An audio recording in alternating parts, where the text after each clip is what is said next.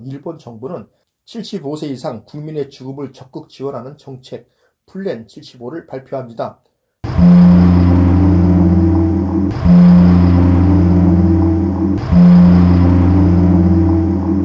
다른 나라보다 노인을 공경하고 연장자에 대한 예의가 따뜻한 한국이지만 우리나라의 노인들은 다른 나라의 노인들보다 불행하다고 생각합니다.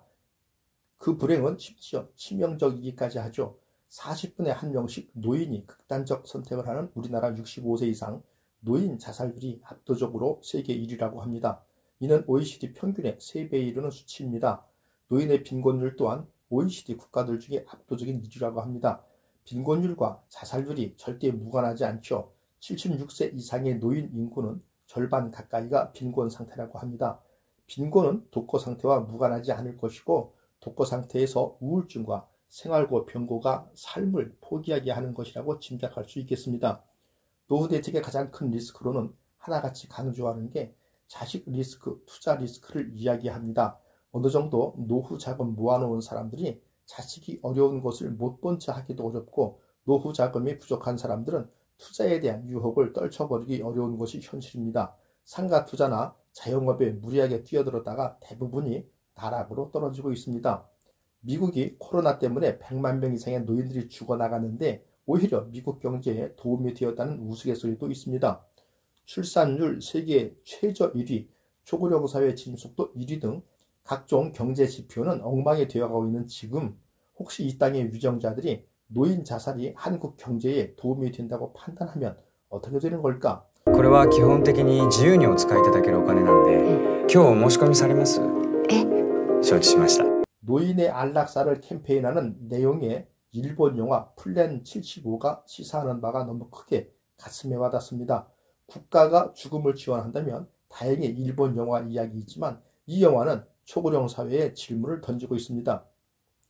하야카와 치에 감독이 각본까지 쓰고 마이쇼 치에코, 이소무라 하야토, 가와이 유미, 스테파니 아리안 주연의 2022년작 일본과 프랑스, 필리핀 합작 영화입니다. 흥미로운 이 일본 영화 플랜 75는 제95회 아카데미 시상식 국제 장편영화상 일본 출품작이고 제75회 칸 국제영화제 황금 카메라상을 수상했는데 고령화 사회에 돌입한 우리 사회에 커다란 충격과 울림으로 다가올 작품입니다.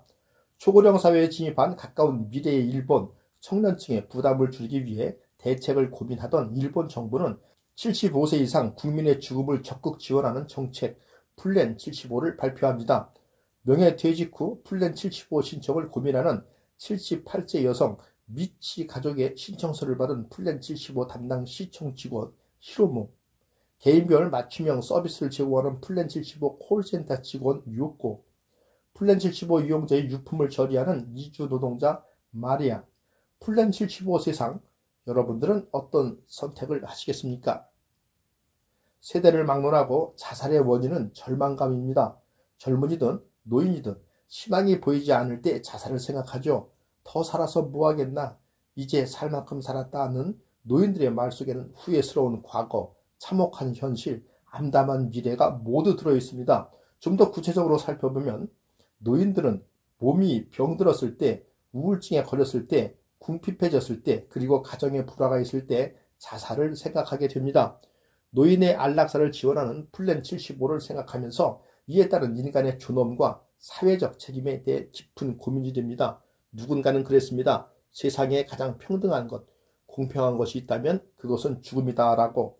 한국 사회로 향하는 불편하고 잔인한 질문이 담긴 영화 플랜 75, 흥미로운 만큼 마음이 먹먹해지는 작품이 아닐까 싶습니다. 한 번쯤 생각해 봐야 할 죽음, 시간이 흐를수록 깊어지는 고민, 영화의 주인공들과 함께 하면서 문제에 대한 답을 풀어보시기 바랍니다. 다른 나라보다 노인을 공경하고 연장자에 대한 예의가 따뜻한 한국이지만 우리나라의 노인들은 다른 나라의 노인들보다 불행하다고 생각합니다. 그 불행은 심지어 치명적이기까지 하죠. 40분에 1명씩 노인이 극단적 선택을 하는 우리나라 65세 이상 노인 자살률이 압도적으로 세계 1위라고 합니다. 이는 OECD 평균의 3배에 이르는 수치입니다. 노인의 빈곤율 또한 OECD 국가들 중에 압도적인 1위라고 합니다. 빈곤율과 자살률이 절대 무관하지 않죠. 76세 이상의 노인 인구는 절반 가까이가 빈곤 상태라고 합니다. 빈곤은 독거 상태와 무관하지 않을 것이고 독거 상태에서 우울증과 생활고 병고가 삶을 포기하게 하는 것이라고 짐작할 수 있겠습니다. 노후 대책의 가장 큰 리스크로는 하나같이 강조하는 게 자식 리스크, 투자 리스크를 이야기합니다. 어느 정도 노후 자금 모아놓은 사람들이 자식이 어려운 것을 못 본 척 하기도 어렵고 노후 자금이 부족한 사람들은 투자에 대한 유혹을 떨쳐버리기 어려운 것이 현실입니다. 상가 투자나 자영업에 무리하게 뛰어들었다가 대부분이 나락으로 떨어지고 있습니다.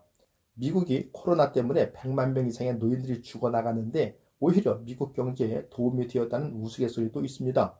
출산율 세계 최저 1위, 초고령 사회 진속도 1위 등 각종 경제 지표는 엉망이 되어가고 있는 지금 혹시 이 땅의 위정자들이 노인 자살이 한국 경제에 도움이 된다고 판단하면 어떻게 되는 걸까? これは基本的に自由にお使いいただけるお金なんで、今日お申し込みされます？承知しました。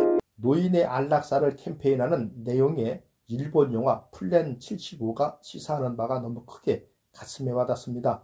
국가가 죽음을 지원한다면 다행히 일본 영화 이야기이지만 이 영화는 초고령 사회에 질문을 던지고 있습니다. 하야카와 치에 감독이 각본까지 쓰고 마이쇼 치에코, 이수무라 하야토, 가와이 유미, 스테파니 아리안 주연의 2022년작 일본과 프랑스, 필리핀 합작 영화입니다. 흥미로운 이 일본 영화 플랜 75는 제95회 아카데미 시상식 국제 장편영화상 일본 출품작이고 제75회 칸 국제영화제 황금 카메라상을 수상했는데 고령화 사회에 돌입한 우리 사회에 커다란 충격과 울림으로 다가올 작품입니다. 초고령 사회에 진입한 가까운 미래의 일본, 청년층의 부담을 줄이기 위해 대책을 고민하던 일본 정부는 75세 이상 국민의 죽음을 적극 지원하는 정책 플랜 75를 발표합니다. 명예퇴직 후 플랜 75 신청을 고민하는 78세 여성 미치 가족의 신청서를 받은 플랜 75 담당 시청 직원 히로무, 개인별 맞춤형 서비스를 제공하는 플랜 75 콜센터 직원 유코, 플랜 75 이용자의 유품을 처리하는 이주 노동자 마리아, 플랜 75 세상, 여러분들은 어떤 선택을 하시겠습니까? 세대를 막론하고 자살의 원인은 절망감입니다. 젊은이든 노인이든 희망이 보이지 않을 때 자살을 생각하죠. 더 살아서 뭐하겠나? 이제 살 만큼 살았다는 노인들의 말 속에는 후회스러운 과거, 참혹한 현실, 암담한 미래가 모두 들어있습니다. 좀 더 구체적으로 살펴보면 노인들은 몸이 병들었을 때, 우울증에 걸렸을 때, 궁핍해졌을 때, 그리고 가정에 불화가 있을 때 자살을 생각하게 됩니다.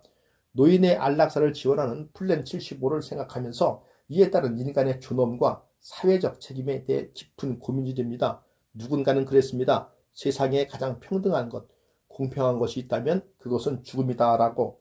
한국 사회로 향하는 불편하고 잔인한 질문이 담긴 영화 플랜 75, 흥미로운 만큼 마음이 먹먹해지는 작품이 아닐까 싶습니다. 한 번쯤 생각해 봐야 할 죽음, 시간이 흐를수록 깊어지는 고민, 영화의 주인공들과 함께 하면서 문제에 대한 답을 풀어보시기 바랍니다.